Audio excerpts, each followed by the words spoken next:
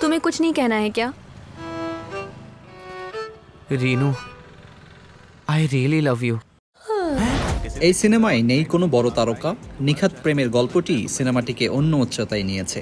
প্রায় কোটি টাকা বাজেটের সিনেমাটি মুক্তির পর বক্স অফিসে রীতিমতো ঝড় তুলেছে।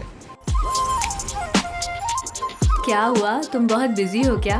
टेंशन मत लो, गर्लफ्रेंड के साथ बिजी नहीं था। মালায়াম ছবিটির নাম প্রেমালু। গত 9 ফেব্রুয়ারি প্রেক্ষাগৃহে মুক্তিপ্রাপ্ত ছবিটি বক্স অফিস থেকে এ পর্যন্ত বাংলাদেশি মুদ্রায় 180 কোটি টাকা তুলে নিয়েছে।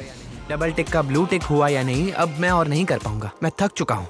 आदि, मुझे लगता है वो उसके साथ रिलेशनशिप में है। तुझे कैसे पता? জমাটি প্রেমের সঙ্গে মসলা হিসেবে কমেডি জুড়ে দিয়েছেন নির্মাতা গিরিশ এরি, ফলে ছবিটিকে আরও উপভোগ্য করে তুলেছেন। সচিন ও রেনু নামে দুই তরুণ তরুণীর প্রেমকে কেন্দ্র করেই সিনেমার গল্প এগিয়েছে। এতে জুটি বেঁধেছেন 23 বছর বয়সী অভিনেতা নাসলেকে গফুর ও 22 বছর বয়সী অভিনেত্রী মমিতা বাইজু। इसी वजह से उसने हमारे ऊपर स्टॉकिंग का इल्जाम लगा दिया।